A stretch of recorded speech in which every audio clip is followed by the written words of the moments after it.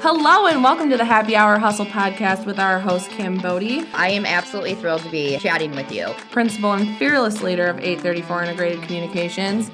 On this podcast, you're going to learn a lot about a lot, like public relations, marketing, digital, and advertising. That's a nice way of putting it. Forgive us if you hear some dogs in the background.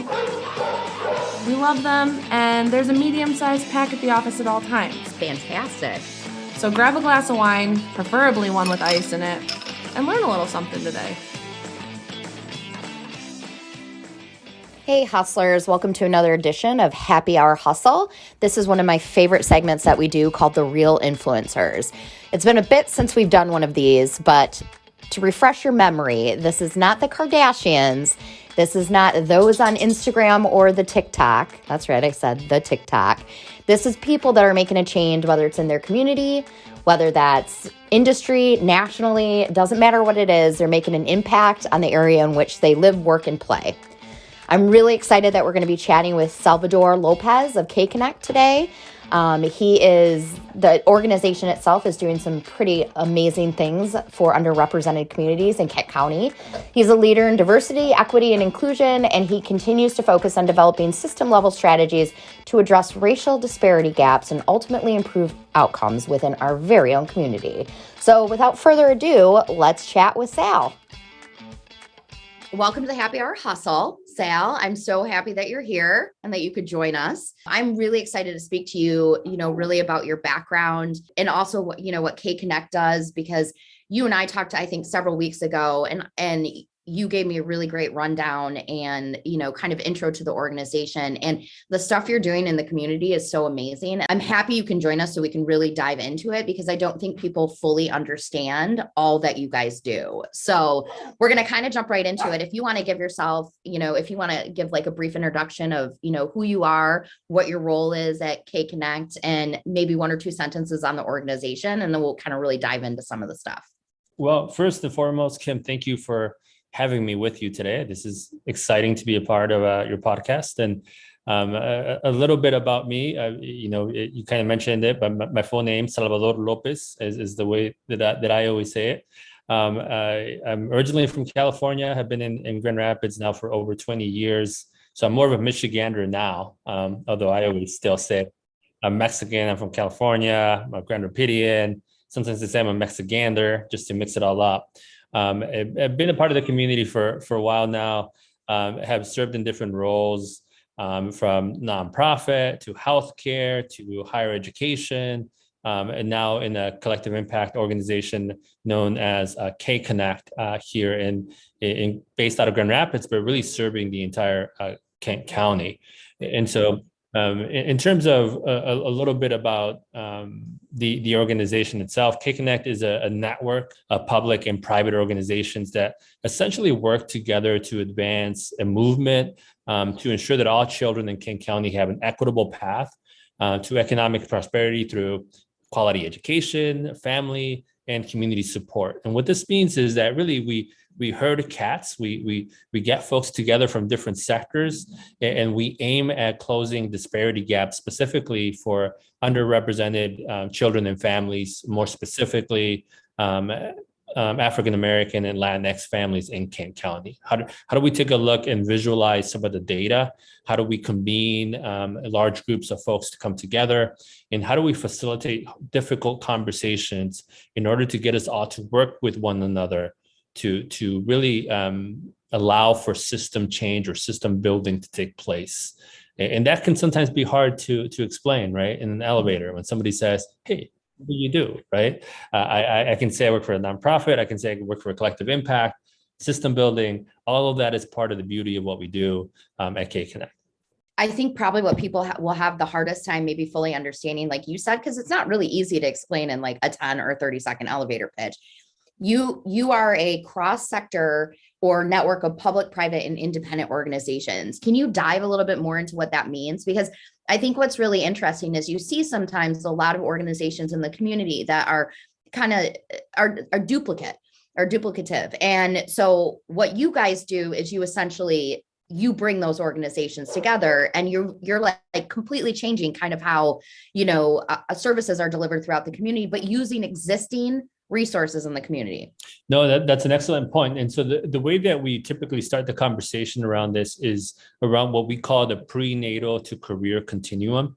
So we actually have an entire work plan that we work off that includes indicators, and those indicators fall within very specific parts of our work. So for example, we have what we call a prenatal to third grade work group.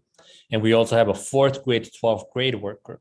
We have a high school to career work group. So those are what we call core work groups. In addition to that, we have a home and family stability work group, folks that really focus on the basic needs that folks need before they get into education or high school or career. And in addition to this, really what makes these work groups work, I guess, is really community coming together. So we gather experts, content experts, people that are working in the trenches within these areas, and bring them together through these work groups. And then we, as the backbone team at KConnect, we figure out ways for these groups to connect with one another. So how is the prenatal group working with the high school group? How does the high school group working with the career and basic needs groups? And how do we bring them all together to discuss ways that we can collectively move the community in the right direction, right? And so these work groups are at the core of what KConnect does, but KConnect cannot move forward without the community itself having input, creating strategies and initiatives. What KConnect is really good at doing, I think, is coordinating and aligning folks to do the work that is needed. Often the community works in silos. This is not unique to Kent County or Grand Rapids. I think this is the way that we are as human beings. So how do we align and coordinate folks to really move the system? So who participates in the work groups?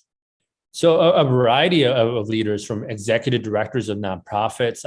We have lead convening partners that are key to the work, that are very much a part of these work groups. So I'll mention some organizations like First Steps Kent.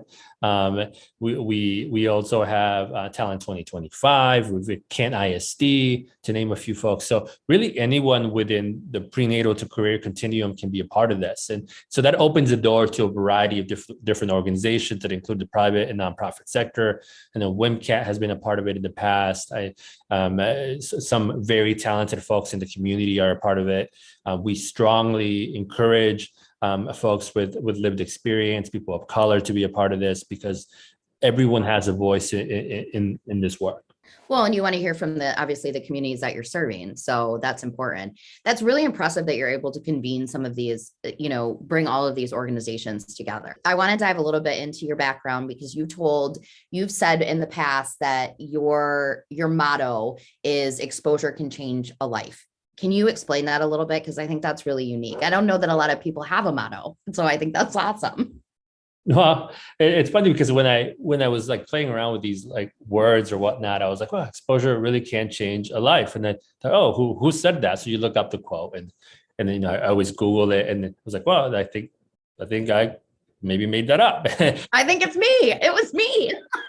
And so I started using it. I was like, I'll just use it as my own. But it came from like the common belief of really reflecting back on systems work and what that means for different communities. So I come from a community in California, largely composed of Mexican folks. So in Salinas, the majority of the people I grew up around were people that were farm workers, Mexican people. And so I was surrounded by those folks. And in the school system in which I grew up in the first 15 years of my life, predominantly the graduation rates were pretty low, but they're also the income inequality in terms of how much people made to provide a living wage was very low, right? So I moved from California when I was 15 because I was surrounded by a lot of violence. There was a lot of gang activity. My parents didn't want me to grow up there, so my dad found a way to move outside of California, came to Michigan, bought a house a year later, brought us over to Michigan. Long story short, we arrived here, and then my parents bought a house near Northview High School. And Northview High School at the time was predominantly white. And it was also what was referred to as a blue ribbon school, which was a high achieving school, recognized, I believe, on a national level even. And so what happened is that I then got exposed to a different group of students. And this group of students made fun of you if your grades were low. Where in California, you got made fun of if your grades were high, right? So you were just exposed to a different kind of a group. And then in doing so, I got invited to people's homes for like dinner. So a friend's like, hey, come over to my house for dinner. I was like, okay, first, that's different. I've never been invited, right? And then once he invited me to his house, I got to spend some time with his family. And his dad, Dr. Chad Williams, happened to be the vice president of radiology at St. Mary's Hospital, now known as Mercy Health, St. Mary's. And so I was exposed to a whole different group of professionals, right? Through knowing this kid at this particular school, I was then able to connect to a wide network in healthcare that was then able to expose me to college, expose me to a professional kind of work behind the scenes. And in turn, really changed the course of my life, right? My parents did not go to college. My parents graduated from high school, said, you need to go to college, but knew nothing of how to get there. And all of a sudden, I was exposed to a community that led by professionals in healthcare that took me under the wing and said, this is how you do it. This is how you can get there. Exposed me to community college, where I was then exposed to more educated folks that drove me through the system. And so when I talk about KConnect's prenatal to career continuum, it really, I'm really passionate about that work because it affected me. And I was able to see how me being exposed as a first generation Latinx student with low grades, with coming from a violent neighborhood and background, if exposed to the right resources, if connected intentionally, it actually changes your life, right? And so it got me thinking, how do I do that systemically for a lot of other folks? And so that's where exposure can change life really came from for me. Well, and that's so true because like, you don't know what you don't know. And like, you know, whether it's you're a farm kid and you're growing up in a rural area, that's what, you know, is life. And so like, if you don't know how to find a path, like out of, you know, where your upbringing or, you know, say like, what you're surrounded by, or, you know, like college as well, then how would you, you know, again, you just, that's a really powerful statement because exposure really does change a life. Like that's really cool. Okay. So we'll ask you a fun question and then we'll get back to the other stuff. But so you're now obviously in Grand Rapids in Michigan. What's one of your favorite places to eat in town? I feel like you can tell a lot about what the restaurant a person goes to. Oh, this is a lot of pressure here, but you know, this changes from time to time. It depends on the mood, kind of, I guess, what type of day it is. If I was to have a go-to, and obviously, you know, my mom's Mexican cuisine is something that it can't be compared to anything. It's just the best food possible. But every now and again, if I'm running to like a Mexican kind of a joint in town, lately it's been at a Global on Division. So if you go to a Global on Division, it's got some very good food, low key. It's in the 49507 zip code, which I always want to support. I have ties to the folks that are working in the Garfield Park neighborhood, and so anytime that I get to blast out the 49507 zip code and some of the amazing restaurants in that area, I would say El Globo is certainly one of the Mexican restaurants that I would say. In addition to that, there's other places like the Indian food is one of my favorite. Anything Indian.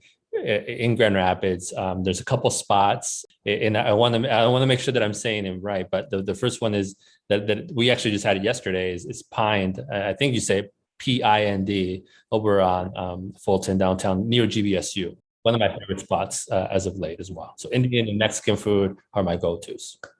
Well, what is your go-to dish? Because I'm like a creature of habit. I literally will go to the same restaurants and I will order the same thing every time. And every once in a while I'll deviate. And then I'm always like, why did I do that? I hate to say it, but I am the same way as well. But you know, the nice thing about places like a Globo, and I'll venture that way a little bit more, but it is pozole it tends to be really good, and pozole is now good everywhere. And pozole is kind of this classic Mexican you know, broth, if you will, is one way to describe it. And in addition to that, tortas are really good. So sandwiches, tacos are pretty good there as well. Pretty much anything on that menu is going to be pretty good. And then tacos are a little bit more diverse than your typical place. So queso birria, which is like is goat meat with cheese melted, is really good. So really, you can't go wrong with that place. It's pretty diverse in terms of Mexican cuisine. But typically, if I go to something like a Thai restaurant or Indian, I'm like you, like I'm picking what I think I know I like. And my partner's different. Like she chooses all sorts of dishes. We got to have that person in your life. I'm just not that person. No. And I love it. Like she's actually in charge of selecting all of our meals. So if we pick something up, I'll say, hey, you order it, I'll eat it. And she picks all sorts of dishes. See, that's the thing. If you're good at picking, it's fine. I'm terrible at picking. That's the issue. Like, it's not, the food is probably great if I pick the right stuff, but I never do. So see, you lucked out in that department. So you can try different things, but you know they're going to be things you like because your partner is very good at that. So, okay. I can go on and on about this topic. I know what now I'm just really hungry. So, and everybody else that's listening to this now too. Okay. I want to talk a little bit about your path to KConnect. How did you first, kind of get introduced to the organization and, what was kind of your initial reaction and then, in your path within the organization? So actually when I first heard about KConnect, I was at Grand Valley State University. I was working around recruitment and retention initiatives for diverse students. And I oversaw different areas like Flint, Detroit, Chicago, did a lot of work in Grand Rapids. It was really quite happy. And I still love GVSU, go Lakers, right? But even when I was there, I wasn't really thinking outside of that space. And then someone recruited me to take a look at KConnect, like one of the recruiters that were looking for a new ED. I was like, oh, what is KConnect? I really hadn't heard too much about the organization itself. And so that's kind of how I started learning about it. And I started asking some of my friends in the community. It's like, well, have you heard about KConnect? And everybody goes, yes, I've heard about it. I've been a part of a work group. I've done this. And I just heard really good things about the possibility of really bringing people together to do systems-wide work. And I've always been very interested in systemic type of work outcomes that affect Black and Brown communities in Kent County, in our community. So I thought, this is the space that brings people together to try to tackle some of these big systemic social issues in our community. And so when I was introduced to KConnect, I was introduced through some friends and through the recruiters. And then I got to meet the board, and the board was like kick-ass people doing some really good work. Like you had some, I was looking through the roster beforehand. I was like, whoa, these are some change makers. These are some Dr. Juan Olivares, who I've always admired and look up to. It was a part of the board. And I was like, whoa, this board is no joke. They have the ability to really push boundaries. And so that's really what attracted me to KConnect, was the people that composed the governance, but also the work groups and the community coming together for a common purpose. You've worked on co-creating a housing stability alliance, and I want you to talk a little bit about that. And I know that you guys you're going to be talking about it a little bit more in an event coming up, but how do you really determine what you're going to tackle? And does that come from the work groups? Is it, obviously sometimes the need is very apparent, but how do you determine how to this is what we're going to focus on in the community, and these are the steps we're going to take? Because what I love about KConnect is everything's tied back to data, and you're constantly measuring what it is you're doing to make sure that you're actually having an effect. And to me, that is such a miss in so many organizations. No, you're absolutely right. I think data plays a key role in making sure that we're moving in the right direction. So we have what we call a work plan that identifies the prenatal to career continuum. And anything that we do has to be tied to that work plan, right? And it's a broad continuum, right? Prenatal to career is a variety, but we have 27 indicators on that plan. And whatever it is that we want to do has to be connected to that. Otherwise, we could run in every which direction, right? And that gets us probably nowhere. And so the way that we make decisions in terms of what KConnect is going to do in scope of the bigger picture comes through what we call an Accountability Partners Council, APC for short. And the APC is where we bring all of our network together, all of the core work groups, cross-cutting work groups, community, board members are invited. Everybody's invited to come to this. And at this convening, not only do we talk a little bit about what we've done throughout the year, we have two convenings, one's in May, one's in November. And so we talk about what's been done, but also we talk about what is possibly going to happen next. What is the community talking about that's high impact, needs to be discussed? There's a lot of silos. People aren't really working with one another. What do we need in the community? And so the APC brings the topic forward. And then we come to what we call consensus. We have a voting protocol where we have people talk about a specific subject or topic. And then essentially the community votes on whether or not KConnect should take on facilitating, convening, and essentially diving into a specific topic. Now, that's one way predominantly that we make decisions on what we do at KConnect. The other way is when the community tends to come together on its own and says there's an issue happening, a broad issue. Housing is a perfect example of that. There was leaders that came together in the housing ecosystem that said, KConnect, we need you. They wrote a letter. They all signed their names on it and said, the housing ecosystem is just not functioning the way that we really hope it should. There's a lot of inequities. There's a lot of issues systemically. Can KConnect convene partners in the community to create a system, because the system had not yet been created in the housing ecosystem, to affect people from what we call no housing to house by choice. So they wrote a letter, sent it to KConnect, and that's another way that we got involved in this particular project. It's not ideal. Typically, the APC is really where we bring these things up. But when something is hot and needs to be taken care of, and the APC is months away, people could come together and write a proposal or a letter for us to take on. And so that's what happened in the housing ecosystem. Well, and I love that, like, you recognize that some things are, some stuff is more pressing than other, and you don't wait, you take action. And that's something too that, like, I think makes the organization really unique, is like, you find a way to, that there can be limitations at times, and then you figure out a way through. And housing is a big issue in our community. So, and how can people learn more about the Housing Alliance? So interestingly enough, the housing work started about 3 years ago. And so it's been, the thing about heavy lift issues is that they take time. People have to convene. So we convened over 100 organizations, over 200 individuals to come together, countless meetings. Eventually that led, after about 1.5 to 2 years, into a community plan. It's what we call a common agenda and roadmap. It's a document that basically states, based on all the feedback, all the convenings, this is the plan for the community to move forward. Now we need an entity to operationalize this plan. Now we need someone to take this work on. And KConnect is never a permanent entity to take on the work. We typically will find an initiative, an organization that will then take an initiative or a movement or a plan forward. And so in this particular case for housing, the community decided that it was best to start a new organization. And so KConnect took on the task of creating a 501c3 backbone organization that will operationalize the community plan. And so we're in the process at KConnect of finalizing that work. We have built the 501c3 status. We have built a governance board led by kick-ass people that are in the community. If I go down the list, it's just amazing.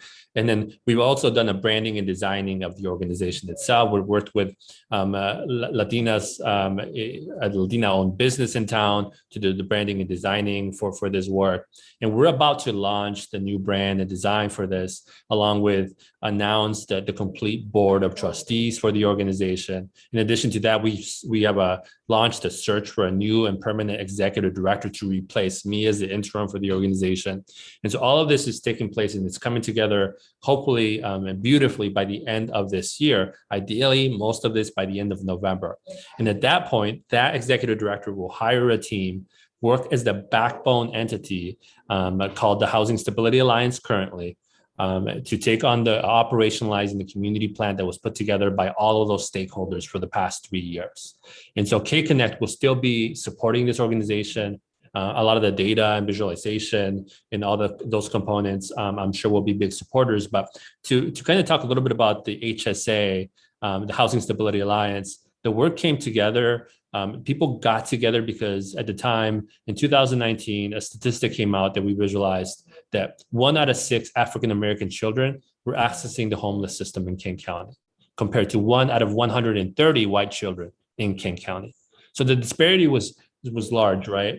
And then we know that African-American families in King County earn an average about $30,000 per year, compared to about $60,000 per year for a white family. So all of these things came together where we're able to centralize everything around data, tell a story, visualize it in such a way, and bring people together to say enough is enough. We need a system in the county that focuses on everything from no housing to home ownership or house by choice, and paying less than 30% of your income.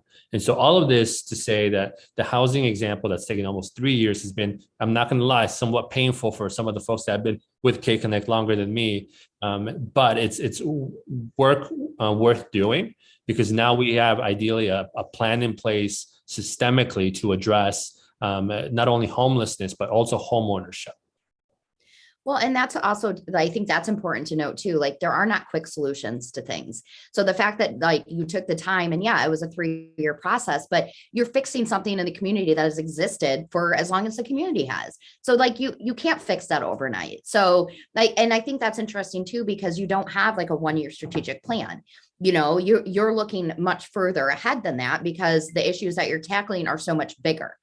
And I think that's really important for people to realize. It is. And often what we say at KConnect is we serve a little bit as a punching bag for folks, right? Because we set the tone, we set the space, we're the convener, the facilitator. We visualize the data, which sometimes means that we're informing the community of things that we're not always very proud of, right? There's some disparity gaps, some stuff that people don't always want to talk about. And that positions us in such a way that we're kind of like bounced around back and forth between people that are strategizing to change the system and folks that are currently working within the system. They're like, what do you know about like housing? What do you know about early childhood? What do you know about career and workforce development? And I think the question here is flipping it around and saying to the community, well, you are the expert. So let's bring you together and find a way to create a plan that will close some gaps in King County. And so we actually flip it around and ask them to bring their talents and the work that they're doing in line with other folks doing the same. And so when you're in the position that we're in, we're used to getting beat up. As long as there's an outcome, a plan that comes out of it, that then gets executed by the community, we're very happy. I think that's how we measure our success. Well, and I think that's huge. I just think that's really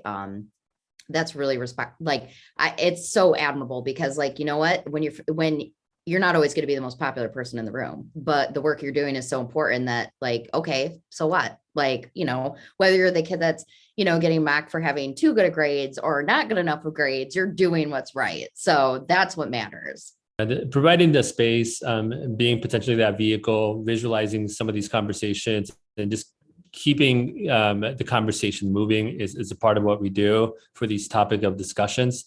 And I think we'll continue to do that. I think that's something that I'm very proud of, is kind of working behind the scenes is often what we do, which is why KConnect isn't always known by a lot of folks. It's like, well, what are some of the outcomes? Well, we have some very successful stories, but currently they're probably being led by a different organization, by a different leader. But that's part of the plan. That's part of the process. Well, and you're not out there demanding the credit. And I think that's really the mission of the organization as well. Like you are doing a lot of the work behind the scenes, but also it's one of the reasons I really wanted to talk to you because I had no idea that you existed. And obviously I've been in the community for a really long time. And it is important that people know how they can support you and realize like, you know, the things you guys are doing to fix these issues within our community. So before I get into how people can connect with you, one more last fun question. Are you a cat or a dog person? There's only one right answer to this. I'm just kidding. I'm 100% going to say I'm a dog person. Okay, you win. No, I am. I have a 1-year-old-ish puppy. I think he's still categorized as a puppy named Luca. And Luca is a Portuguese water dog. He's brown, although he's turning white over time now. A beautiful dog, doesn't shed. Oh, that's nice. It's awesome. Goes on bike rides with me and take him for walks almost on a daily or a try. And so I'm very much a dog person, although I'm not going to hate on cats either. Like if there's a cat around that happens to live with me because my partner, you know, brought it into the house and now it's with us and sits next to me, watches TV with me, I'm cool with that too. Well, cats are like, you have to earn their affection. Like you really have to work for it. Dogs just freely give it, which I love, but also like cats are like, listen, man, like, you know, I'm here, but like, I'm here for me, not really you. Like, that's what I love about cats is like, I probably will come back as a cat in another life, but like, I love dogs. Obviously I have 7, so that's insane, but yeah. Yeah. And you have a puppy, like that is, wow. Good for you. It's work. Well, and cats humble you, right? Too, like, you know, you kind of learn your role that in the family, like cats they don't think highly of you. Where I think that's the beauty of dogs. They're just ready to go. They kind of they break your heart in some ways too because they're so sad since you can't do things. But they're always there. They always come back. they're always ready to go. You just have they have a lot of love to give, and like we have a lot to take. So that's fine. I love it. So I lean more towards the seniors because they're a little slower and like it's a bit more my pace, but they also come with a whole host of like unique issues. But hey, somebody's got to give them a home. And I clearly have done that with 7 of them. So whatever, it's fine. Okay. Back to KConnect. How can people find out more info? How can they get involved? And is there anything that we need to know that's coming up for people that they should look out for? Yeah, so the easiest way to get more information is probably through our website at k-connect.org. So k-connect.org. And so you can learn a little bit more about us. If you want something kind of cool and you're a little bit of a nerd or just want some information, we have a data dashboard or an equity dashboard on our website. Literally anybody can get value out of this. So if you go on there, you can actually look at our data dashboard, go from prenatal to career, and you can walk away with some information about the county that you maybe didn't know, right? Like what the disparity gaps for teachers or educators of color is in Kane County, how many Latinx educators we need in the county in order to catch up with the population that we're serving. Same thing with African-American educators. So some just interesting stuff. So if you want to just go on our website, that's one of the best ways. Reaching out to me, Katie Hopp is our director of communications. She's just a kick-ass person that will respond immediately, very active on social media with us as well. She would be an excellent person to contact. And the big event that's coming up is actually the APC, the Accountability Partners Council for KConnect, is on November 12th. 8 a.m. to 12 p.m. It sounds like a long time. It's all virtual. However, we have just big topics coming up. We're talking about inclusive economic growth.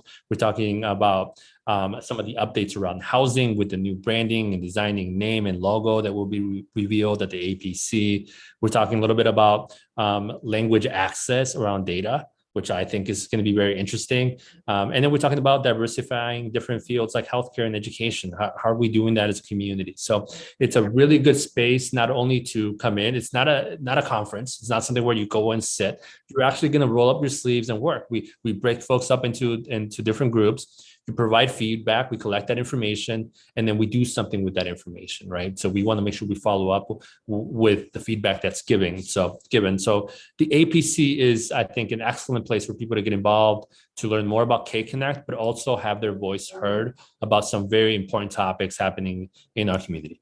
Well, and that's the thing too. It's like, you guys are all about action. And I think that's like, and so if people really want to see change in our community, then they need to get involved, and you have plenty of ways for people to do that. So there is no excuse. If you don't like something, then change it. And you can't change it unless you put the work in. So, well, thank you so much for being on Happy Hour Hustle.